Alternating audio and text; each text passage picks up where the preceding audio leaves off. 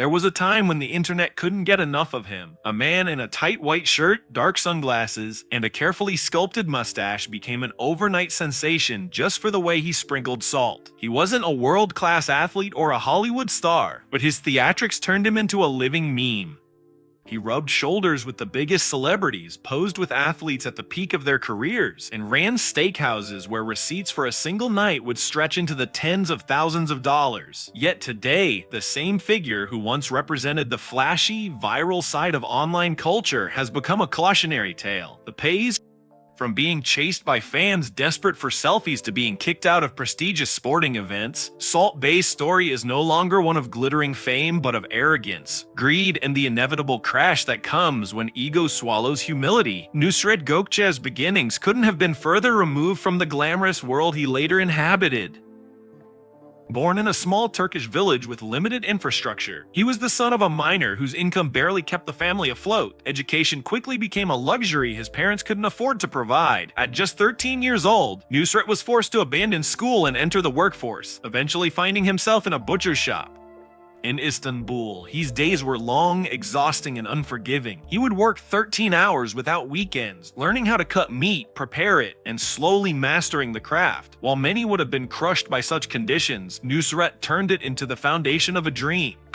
Years of apprenticeships at different Turkish steakhouses gave him experience, but he wanted more than just to be another butcher working behind the counter. In 2007, he borrowed $3,400 from a bank and spent the money not on comfort but on education. He traveled across different countries, studying their meat industries and restaurant culture, soaking in knowledge and saving ideas for the future. After 3 years of exploration, he returned home with a vision and in 2010 opened his first restaurant in Istanbul. It was a modest place with only 8 tables and a handful of staff, but the food quickly captured the attention of the wealthy elite.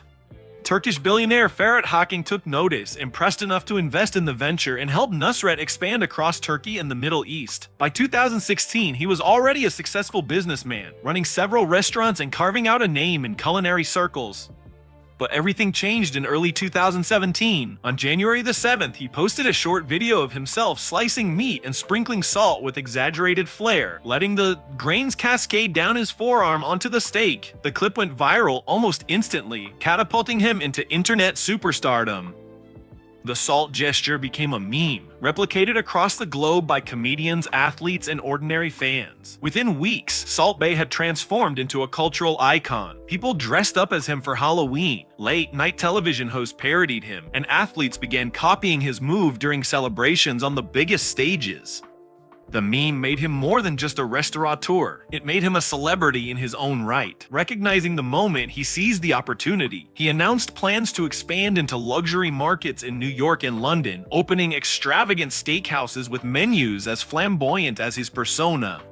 A burger cost $100, a can of Red Bull went for $10, a dessert reached $25, and the crown jewel, a 24-karat gold-covered tomahawk steak, was priced at $1,800. Despite the astronomical prices, customers poured in. For many, the draw wasn't the food but the chance to see Salt Bae in action. His presence, his theatrics, and the bragging rights of having dined at his restaurant mattered more than the meal itself. Celebrities from music, film, and sports lined up to meet him, and every week brought fresh photographs of him serving the famous and powerful. It seemed like he had cracked the code. Take a viral moment and turn it into a global empire. But as the spotlight grew brighter, cracks began to show. For one, the actual quality of the food did not live up to the hype. In London, his steakhouse was ranked among the bottom third of restaurants, receiving scathing reviews from both customers and critics. People described the food as undercooked, bland, or outright terrible. Many felt cheated, calling the place a scam designed to cash in on his name rather than provide a genuine culinary experience. His New York burger joint was similarly savaged, labeled by some critics as the worst restaurant in the city. Words like rubbery, mundane, and shoe leather tough appeared frequently in reviews. Instead of addressing these criticisms, Salt Bae leaned harder into the performance. He boasted about his influence, claiming children now aspired to be butchers because of him. He flooded social media with shirtless poses, luxury displays, and receipts showing customers spending more than $100,000 on a single dinner. His restaurants became less about food and more about his own image. The customers weren't buying steaks, they were buying into a spectacle. But the bigger the performance, the greater the fall when reality intruded. The first major disaster struck in September 2018 during a fire stunt intended to dazzle guests. The flames got out of control, injuring 4 people. Among them was Czech influencer Knutenakova, who suffered third-degree burns across more than a third of her body. She survived, but her life was permanently altered. The story made international headlines, but Salt Bae refused to acknowledge it publicly. Offering neither an apology nor a statement, he carried on as if nothing had happened, and his silence only amplified the perception that he cared more about maintaining his image than the well-being of others. As public perception shifted, stories from behind the scenes began emerging.